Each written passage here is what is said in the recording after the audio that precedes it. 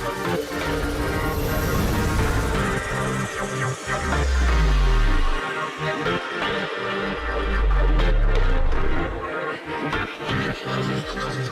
it's story time. Storyteller aku hari ini seorang penyanyi dangdut yang suaranya bagus banget, aktingnya juga bagus banget ternyata, dan orangnya juga baiknya minta ampun. Tidak pernah menyusahkan saya selama syuting di lokasi loh. Walaupun dia capek, lari sana, lari sini, show balik lagi, tapi semua dia jalani dengan hati. Siapakah dia? Siti Badriah. Hai. Apa kabar? Baik, aku pengen ketawa sendiri kamu ngomong gitu. Tapi emang itu bener, aku nggak bohong Amin, kok. alhamdulillah. Gila, kita nggak ketemu Udah. berapa lama, Dek? Terakhir Senan Harapan Cinta ya. Harapan Cinta tuh 5, terakhir 6 tahun? 5 tahun kayaknya. Iya kan? 5 Lama banget kan? Lama banget. Gila sih, Dek. Dahsyat, kamu Terus nggak aku sekarang berubah. udah, Kamu amin. tetap keren. Amin ya Allah. Amin. Terus, Dek, kita mau bahas 3 hal ya. Yes. Pastinya kita mau nostalgia dengan sinetron kita pertama, Senandung, Harapan Cinta. Lebih ngomong ke situ sih. Di balik nanti kita ngomongin penyanyi kamu dan dunia hiburan kamu. Terus juga bahas sedikit lagu Shantik, bagaimana bisa awalnya terjadi dan sampai fenomenal seperti itu. Amin. Dan yang terakhir kehidupan pribadi setelah menikah. Jangan.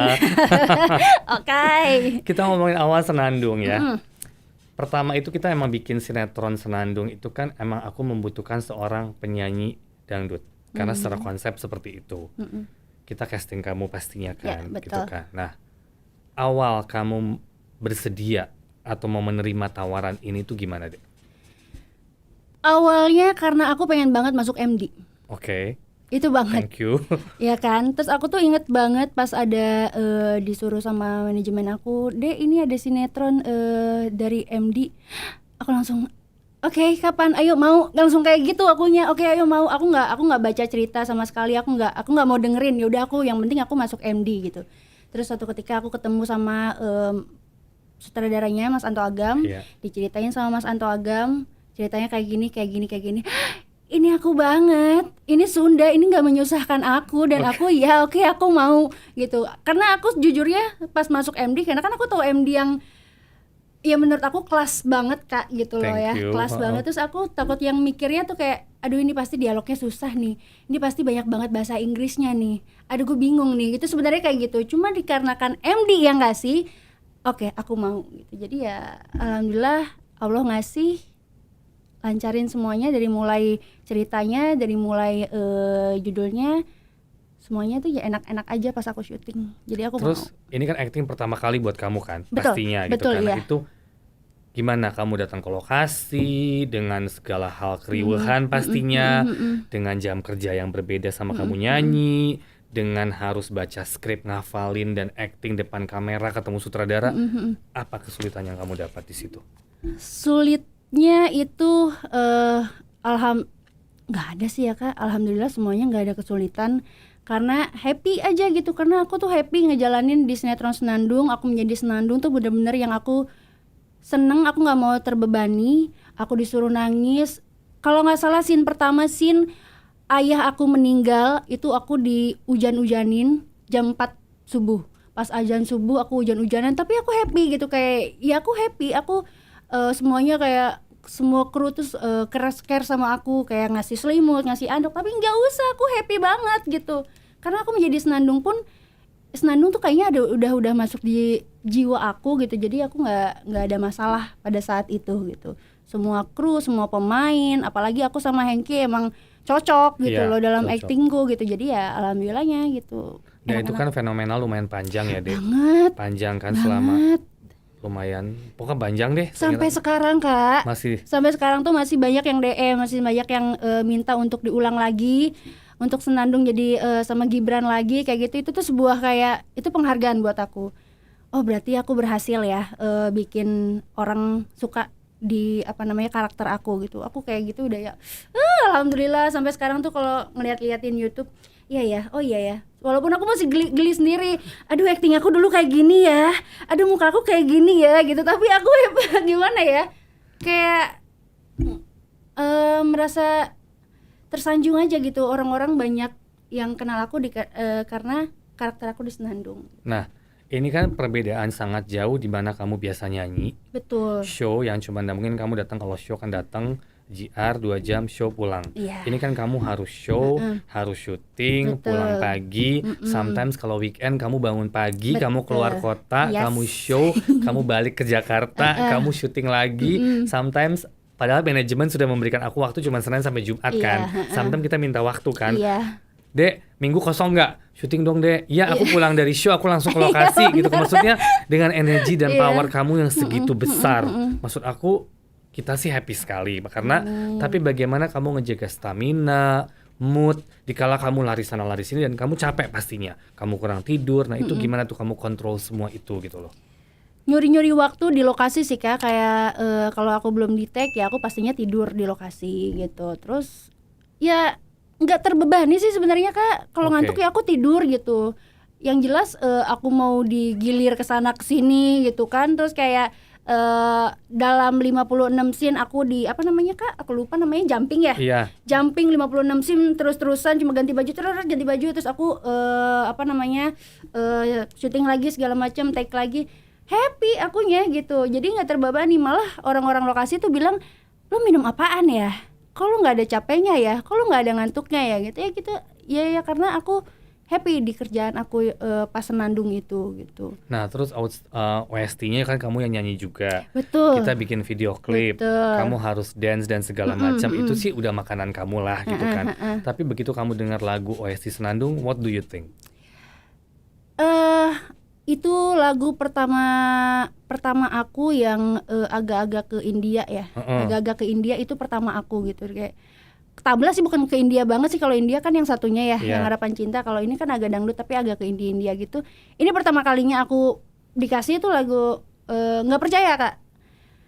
Karena jujur aku tuh pengen banget punya judul semuanya ada akunya. Dari mulai lagunya, dari mulai covernya, dari mulai semuanya itu ada akunya. Jujur itu cita-cita aku gitu. Dan ketika aku disuruh untuk nyanyiin OST-nya kayak, ya Allah tuh ngabulin semuanya ya ternyata gitu, kayak gitu. Dan enjoy banget pas bawain lagu itu. Ya lagunya juga langsung meledak juga kan. Meledak banget, aku setiap off air semuanya pasti Senandung Cinta dong, selalu Selalu ya. Selalu sampai di sawer. Di sawer. Sawer. Ini kan peak point yang berbeda. Kalau kamu sebagai penyanyi dangdut sudah establish, semua orang sudah tahu. Amin. Tapi begitu kamu masuk ke dunia acting, scope kamu lebih lebar dari segi fans pastinya, dari segi penggemar semuanya lebih lebar, dan itu banyak pasti keuntungan yang kamu dapatkan dari situ. Kalau kamu off air kan, pasti semua orang teriak Senandung, bukan Sibat lagi kan? Bukan.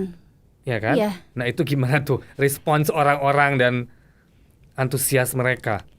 Senandung tuh bener-bener banyak banget fansnya, sampai aku, Pak Hengki sama Uci. Yeah.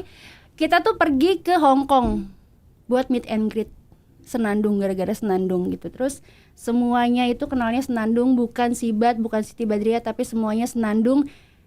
Nama aku nggak ada sama sekali Kak. Jadi aku kemana-mana pas aku jalan-jalan ke Hong Kong tuh Senandung gitu. Tapi ya udah gitu, berarti ya emang nama gue belum terkenal banget, bahwa gue terkenal ya Senandung gitu. Jadi ya udah gitu.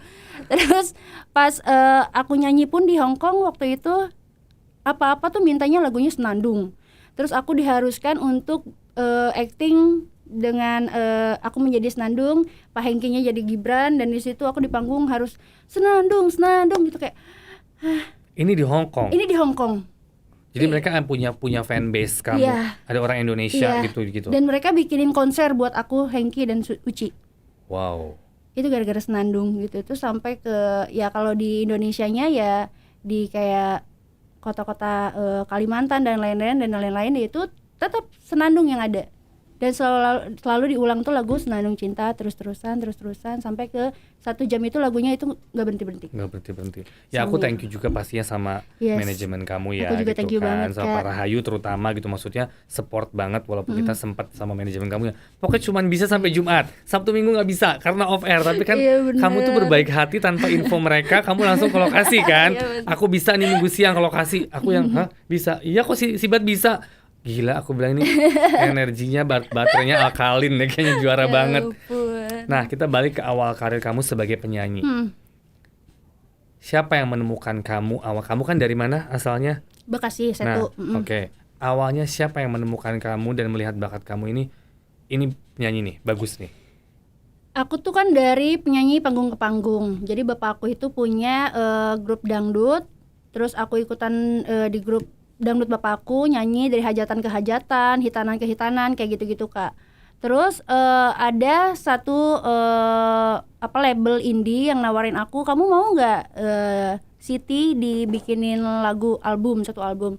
Pada saat itu ya siapa yang nggak mau Kak, gitu. Jadi aku mau, oke, aku mau, udah bikin album, video klip, lagu dan lain-lain udah bikin.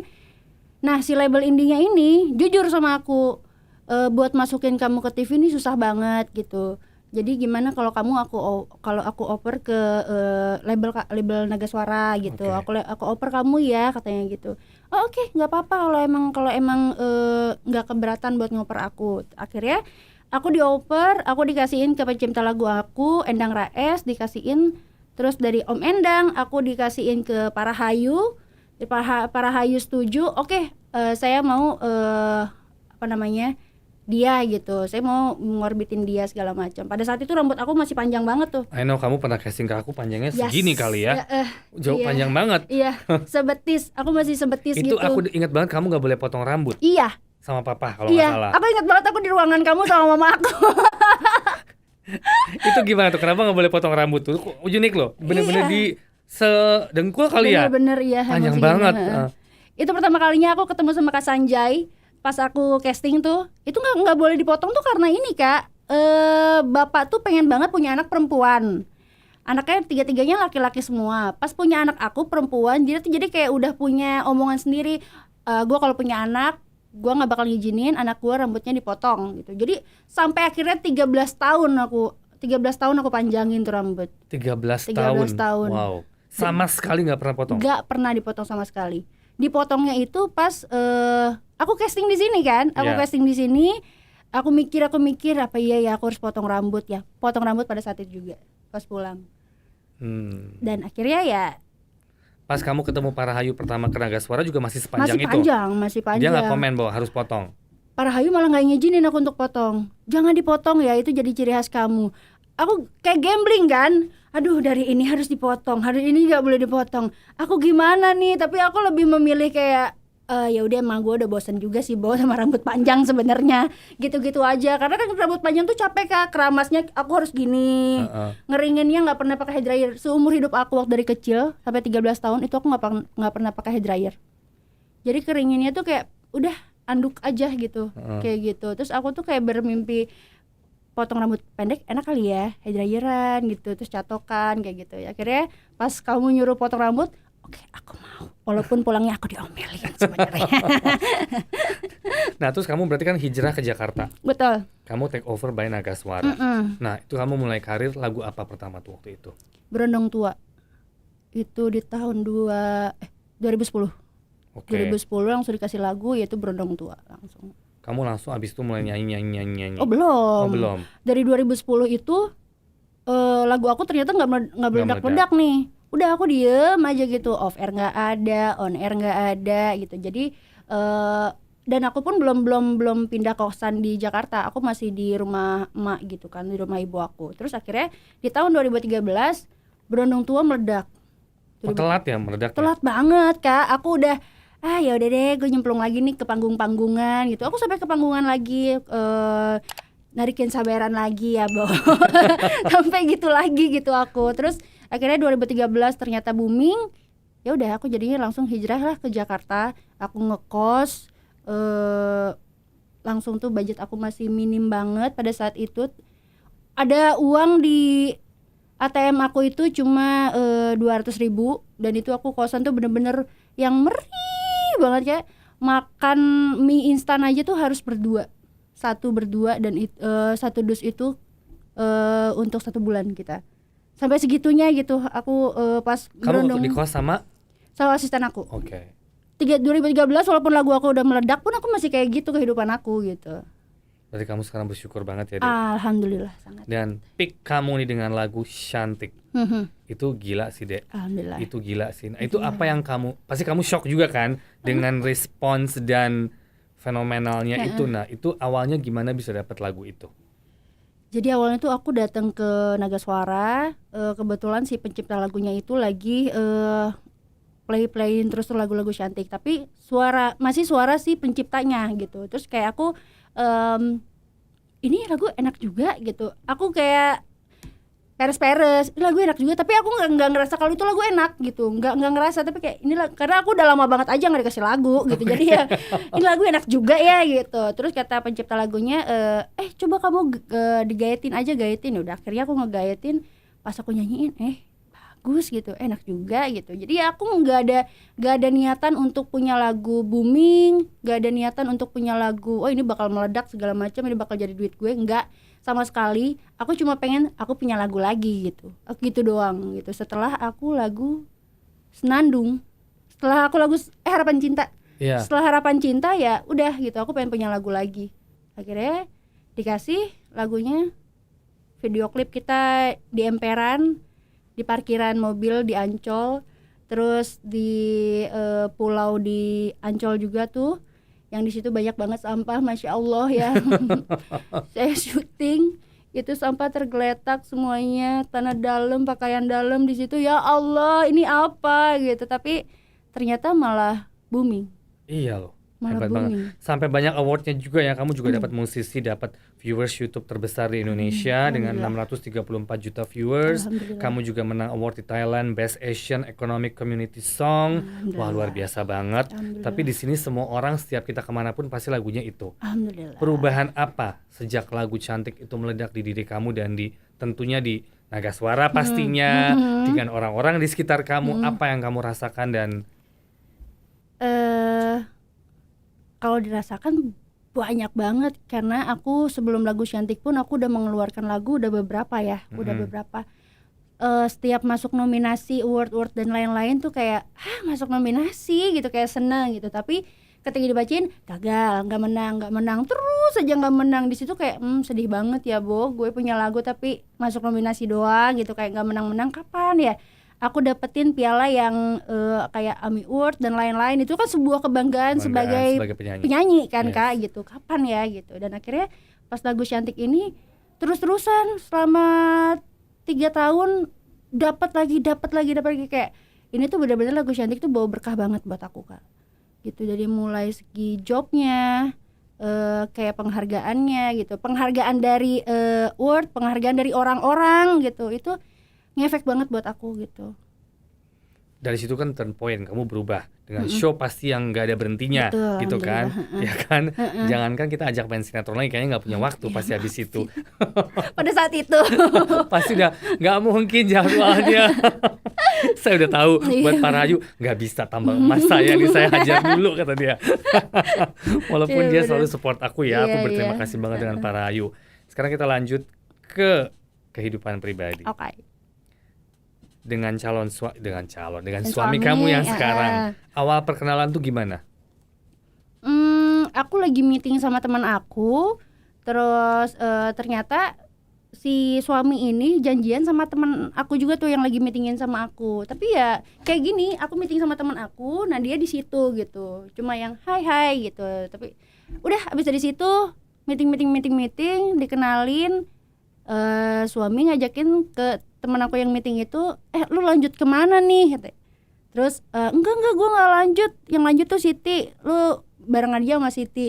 Di situ kan gue udah kayak, aku tuh udah ada rasa-rasa ya gitu, aduh kapan lagi nih ketemu cowok ganteng gitu mikirnya. Terus akhirnya ya udah, abis dari situ lanjut, kita live musik dan lain-lain. Dari situ langsung jalan komunikasi nyampe mau nikah. Nikah kamu hampir 2 tahun ya? Hampir. Belum 2 tahun ya, hampir 2 tahun ya. Ada perubahan sikap, pasti kan kamu adjustment banyak nih. Tadi ya kamu sendiri dengan banyak show dan segala macam, ya kasarnya nggak pernah di rumah lah.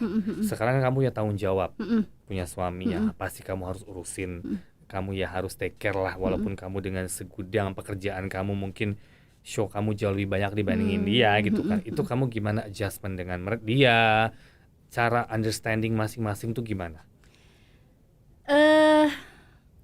Awalnya tuh kayak aku ngerasain kayak aku lebih harus menghargai suami gitu. Aku harus lebih milih-milih acara, milih-milih job itu pas di pertengahan pernikahan. Pertengahan pernikahan tuh kayaknya aku harus ngurangin deh, karena kalau misalkan aku terus-terusan aku kerja, suami aku diurusinnya kalau malam doang dong gitu, kalau di tempat tidur doang dong, aku mikirnya gitu kan. Terus kalau dia mau makan, dia mau ini, aku nggak bisa ngurusin gitu. Nah dari situ aku mikir yang ya udah, walaupun suami sebenarnya nggak apa-apa, sok aja kerja ya kerja gitu, karena sebelum kamu menikah sama aku pun kamu adalah seorang Siti Badriah penyanyi dangdut katanya gitu. Tapi ya sebagai perempuan jadi akunya kayak kepikiran sendiri ketika aku pergi, aduh suami aku udah makan belum ya, aduh dia lagi ngapain ya, jadi kayak kepikiran sendiri. Dan sekarang tuh aku agak dibatasin gitu, jadi aku ngambil acara nggak boleh pulang lewat dari jam segini karena aku harus kayak gini gitu. Berarti itu semua dari kamu kan? Dari bukan aku. dari dia? Bukan sama Kalau sekali. dia basically bebas, dia bebas. maksudnya restu aja gitu dengan kamu kerja sebanyak itu. Kamu hanya pikir punya tanggung jawab pribadi ya. Which is itu satu poin yang sangat positif dan baik pasti ya untuk menjaga hubungan suami istri ya. Dan sekarang juga dia lagi berkecimpung mulai ke dunia sinetron juga kan gitu. Dia kan? memang sinetron sih ke awalnya. Dia emang sinetron, FTV dan lain-lain. Dan sekarang dia lagi sibuk-sibuknya untuk jadi host. Oke. Gitu. Jadi sekarang tuh benar-benar yang udah kamu nggak usah kerja dulu deh. Udah ini aku aja yang kerja, karena dia ngertiin, oh penyanyi dangdut nggak ada job.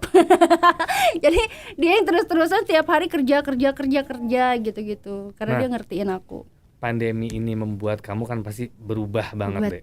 Kalau penyanyi itu kan emang ladang uangnya tuh off air. Betul. Dengan show di sana, show di sini. Nggak pulang-pulang ya, gitu ya. Nah sekarang ini hampir setahun ya. Ini sekarang setahun nih dari Maret ke Maret nih ya. dengan kondisi begini. Apa yang kamu lakukan selama pandemi ini dan how you survive? Alhamdulillahnya tabungan masih ada pada saat itu ya. Awal-awal corona, tapi udah kesini-sini makin nipis nih. Yang aku lakuin ya karena emang kita nggak bisa ngambilin acara dan lain-lain, ya aku ya nggak ngapa-ngapain sih. Aku lebih melakukan hal-hal yang positif di rumah, kayak lebih ke olahraga, lebih ke gimana caranya aku menjadi istri yang baik. Aku belajar masak, aku belajar beres-beres, kayak gitu-gitu aja Kak. Selama berapa bulan tuh corona. Terus udah di pertengahan ternyata penyanyi dangdut itu diperbolehkan untuk nyanyi tapi virtual. Oke. Gitu. Dan itu ada beberapa, alhamdulillahnya ada rezeki nih buat penyanyi dangdut gitu. Jadi aku yang virtual, beberapa kali virtual dan lain-lain. Ya udah dari situ aja. Jadi virtual. Lama lagi nih, sebulan ini virtual sekali. Ntar 2 bulan lagi gitu. Ya Allah, ini duit gue gimana nih ngumpulinnya. Kayak gitu ya. Udah sampai sekarang tetap ada virtual gitu-gitu aja. Tapi sempat depresi nggak dengan keadaan?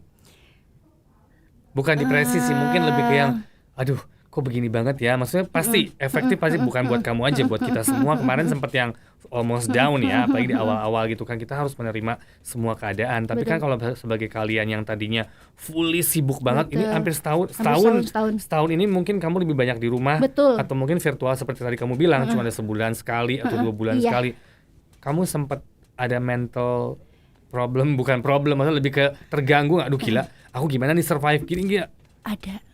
Pas tagihan menagih saya. Pas tagihan rumah, tagihan ini. Aduh, ini bayarnya gimana? Aku sempat yang stres banget Kak gitu. Walaupun maksudnya aku tuh bener-bener yang nggak mau minta ke suami sebenarnya gitu. Aku nggak mau yang saya yang bayarin ini dong, saya yang bayarin ini, nggak ada gitu. Aku nggak pengen. Aku selagi aku bisa bayar sendiri, aku bayar sendiri gitu. Jadi yang aduh ini rumah gimana ya, aduh ini mobil gimana ya, aduh ini pajaknya harus bayar tetap nih, kayak gitu. Aku tetap kayak gitu.